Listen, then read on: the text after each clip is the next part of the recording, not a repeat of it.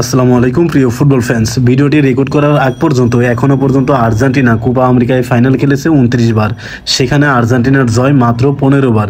তার মানে এখান থেকে বোঝা যাচ্ছে যে ফাইনাল ম্যাচে আর্জেন্টিনার জয়ের সম্ভাবনা থাকে 50%।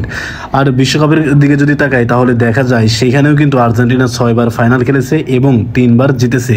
এখানেও কিন্তু ফাইনালে জয়ের সম্ভাবনা 50-50। তার মানে কোপা আমেরিকায় এবং বিশ্বকাপে আর্জেন্টিনার জয়ের সম্ভাবনা ফাইনালে থাকে 50%। আর কোপা আমেরিকা 2024-এর এই ফাইনালটিও কঠিন হতে যাচ্ছে আর্জেন্টিনার জন্য। কেন কঠিন হতে যাচ্ছে সেই সম্পর্কিত বিষয়ে দিন আলোচনা করব 3 পয়েন্টে। পয়েন্ট 1, কলম্বিয়া টানা 28 ম্যাচ অপরাজিত। দেখেন, এই টানা 28 ম্যাচের মধ্যে তারা হারিয়েছে জার্মানি, স্পেন, উরুগুয়ে, ব্রাজিল সহ আরও অনেক কিছু বড় বড় টিমকে। তাই আর্জেন্টিনার জন্য এই ম্যাচটা কঠিন হতে যাচ্ছে। আর এই 28 ম্যাচে তারা প্রতিপক্ষকে গোল দিয়েছে 56টি, অপরদিকে গোল কনসিড করেছে মাত্র 16টি। এখান থেকেও বোঝা যাচ্ছে যে তাদের যে অ্যাটাকিং লাইন আপ এবং ডিফেন্স লাইন আপ যথেষ্ট কিন্তু শক্তিশালী। পয়েন্ট 2 হচ্ছে কলম্বিয়ার ফিজিক্যালি চার্জ।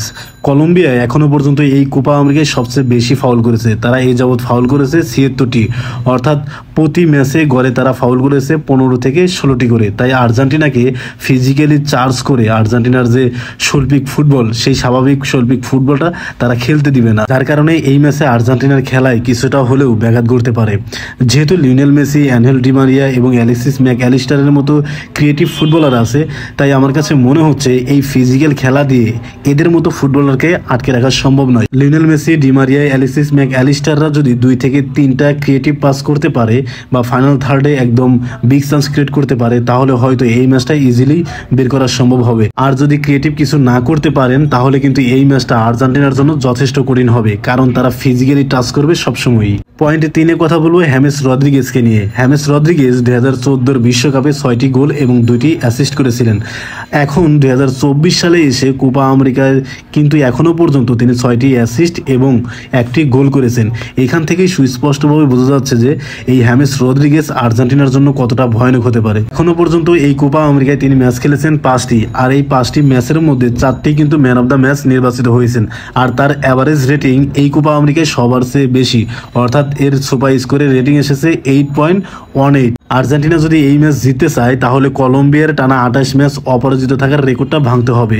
তারপর তাদের যে ফিজিক্যালি চার্জ সেটাও কিন্তু কন্ট্রোল করতে হবে এবং হেমেস রদ্রিগেজকে আটকাতে হবে। 2022 কাতার বিশ্বকাপের সেমিফাইনালে ক্রোয়েশিয়ার বিপক্ষে আর্জেন্টিনা যেমন করে লুকা মদ্রিচকে আটকিয়েছিল, ঠিক একইভাবে যদি এই হেমেস রদ্রিগেজকে আটকানো যায় তাহলেই ম্যাচের রেজাল্ট আর্জেন্টিনার পক্ষে আসতে পারে। কলম্বিয়ার টিমে হেমেস রদ্রিগেজ ছাড়াও লেফট উইংয়ে লুইস ডিয়াস এবং রাইট উইংয়ে জন এরিয়াসের মতো কিন্তু ফুটবলাররা রয়েছে।